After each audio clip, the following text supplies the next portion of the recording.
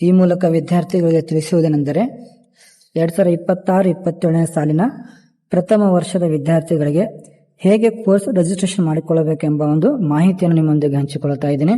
ಮೊದಲಿಗೆ ನೀವು ಯುಸೆನ್ಸ್ ಲಾಗಿನ್ ಆದ ನಂತರ ಇಲ್ಲಿ ನಿಮಗೆ 3 ಡಿಜಿಟ್ ಕಾಣ್ತಾ ಇದೆಯಲ್ಲ, ಅಲ್ಲಿ ಕ್ಲಿಕ್ ಮಾಡಬೇಕು.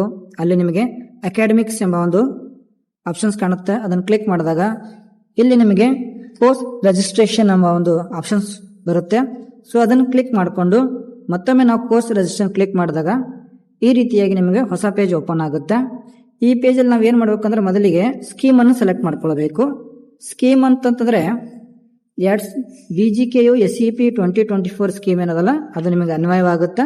ಈ ಸ್ಕೀಮ್ ಅನ್ನು ನೀವು ಸೆಲೆಕ್ಟ್ ಮಾಡಿಕೊಂಡು ಸೇವ್ ಅಂತ ಇದು ಮಾಡಬೇಕು. ಸೇವ್ ಅಂತ ಮಾಡ್ಕೊಂಡ ನಂತರ ಅಲ್ಲಿ ಒಂದು ಪಾಪಪ್ ಓಪನ್ ಆಗುತ್ತಾ, are you sure you want to save ಅಂತ ಹೇಳ್ಕೊಂಡು ಅದಕ್ಕೆ ನಾವು ಎಸ್ ಅಂತ ಕ್ಲಿಕ್ ಮಾಡ್ಕೊಳ್ಬೇಕು. ಇದು ನಿಮಗೆ ಸ್ಕೀಮ್ ಏನಾಗುತ್ತೆ, ಸೇವ್ ಆಗುತ್ತೆ, ಸಕ್ಸಸ್ಫುಲಿ ಆಗುತ್ತೆ. ಅದಾದ ನಂತರ ಅದಕ್ಕೆ ಓಕೆ ಅಂತ ನಾವು ಕ್ಲಿಕ್ ಮಾಡಿದಾಗ ಅವಾಗ ನಿಮ್ಗೆ ಏನಾಗುತ್ತಾ 2026-27 ಸಾಲಿನ ಪ್ರಥಮ ಸೆಮಿಸ್ಟರ್ನ ಕೋರ್ಸ್ ರಿಜಿಸ್ಟ್ರೇಷನ್ ಏನಾಗುತ್ತೆ, ಇಲ್ಲಿ ಈ ರೀತಿಯಾದ ಒಂದು ಪೇಜ್ ಓಪನ್ ಆಗುತ್ತೆ. ಇದಕ್ಕೆ ನಾವಿಲ್ಲಿ ಕ್ಲಿಕ್ ಮಾಡಿದ್ವಿ ಅಂತ ತಿಳ್ಕೊಳ್ರಿ. ಕ್ಲಿಕ್ ಮಾಡಿದಾಗ ಈ ರೀತಿಯಾಗಿ ನಿಮಗೆ ಕೋರ್ಸ್ ರಿಜಿಸ್ಟ್ರೇಷನ್ ಬೈ ಸ್ಟೂಡೆಂಟ್ ಅಂತ ತಿಳ್ಕೊಂಡು ಓಪನ್ ಆಗುತ್ತೆ.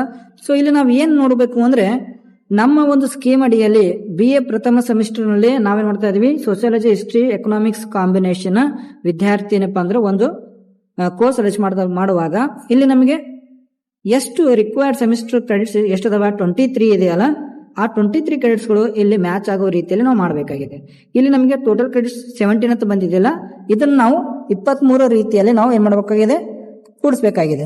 ಯಾವ ರೀತಿ ನಾವು ಮಾಡ್ತೀವಿ ಅಂತಂದ್ರೆ 23 ಆಗಿರುವಂತ ಮೇಲಿರುವಂತಹ ಈ ಕ್ರೆಡಿಟ್ಸ್ ಜೊತೆಗೆ ನಾವಿಲ್ಲಿ ಆಯ್ಕೆ ಮಾಡಿಕೊಳ್ಳಬೇಕಾಗಿದೆ ಏನು ಅಂತಂದ್ರೆ 2 ವಿಷಯಗಳನ್ನು ನಾವು ಆಯ್ಕೆ ಮಾಡಿಕೊಳ್ಳಬೇಕು. ಅವು ನಿಮ್ಮ ಲ್ಯಾಂಗ್ವೇಜ್ಗಳು, ಒಂದು ಕನ್ನಡ, ಇನ್ನೊಂದು ಏನಪ್ಪಾ ಅಂತಂದ್ರೆ ಇಂಗ್ಲಿಷ್. 2 ಇದನ್ನು ನಾವಿಲ್ಲಿ ಆಯ್ಕೆ ಮಾಡಿಕೊಂಡು ಈ 2ನ್ನ ಆಯ್ಕೆ ಮಾಡಿಕೊಂಡಾಗ ನಮ್ಮ ಒಂದು ಒಟ್ಟು ಕ್ರೆಡಿಟ್ಸ್ ಏನಾಗ್ತವೆ, 23 ಆಗ್ತವೆ. ಈ ಕೆಳಗಿನ 23 ಮತ್ತೆ ಈ ಮೇಲಿನ 23 ಸೆಲೆಕ್ಟ್ ಆದಾಗ ಮ್ಯಾಚ್ ಆದಾಗ ಅವಾಗ ನಾವ್ ಏನ್ ಮಾಡ್ಬೇಕು, ಇದನ್ನ ಸಬ್ಮಿಟ್ ಅಂತ ಕೊಡ್ಬೇಕು. ಸಬ್ಮಿಟ್ ಅಂತಂದಾಗ ಅಲ್ಲಿ ಒಂದು ಪಾಪಪ್ ಓಪನ್ ಆಗುತ್ತೆ. Are you sure you want to submit ಅಂತ ತಿಳ್ಕೊಂಡು ಅವಾಗ ನಾವೇನ್ ಮಾಡ್ತಾ ಇದೀವಿ, ಎಸ್ ಅಂತ ಕೊಡಬೇಕು. ಅವಾಗ ನಿಮ್ಗೆ ಇಲ್ಲಿ ಬರುತ್ತೆ ನೋಡಿ, ಕೋರ್ಸ್ ಸಬ್ಮಿಟೆಡ್ ಸಕ್ಸಸ್ಫುಲ್ ಅಂತ ತಿಳ್ಕೊಂಡು ನಿಮ್ಮ ಕೋರ್ಸ್ ರಿಜಿಸ್ಟ್ರೇಷನ್ ಸಕ್ಸಸ್ಫುಲ್ ಆಗಿದೆ. ಇದನ್ನ ಏನಾಗುತ್ತೆ, ಪ್ರಿನ್ಸಿಪಲ್ ಲಾಗಿನ್ ಹೋಗುತ್ತೆ, ಅವರಲ್ಲಿ ಅಪ್ರೂವ್ ಮಾಡಿದಾಗ ಅದು ಯೂನಿವರ್ಸಿಟಿಗೆ ಹೋಗುತ್ತೆ. ಧನ್ಯವಾದಗಳು.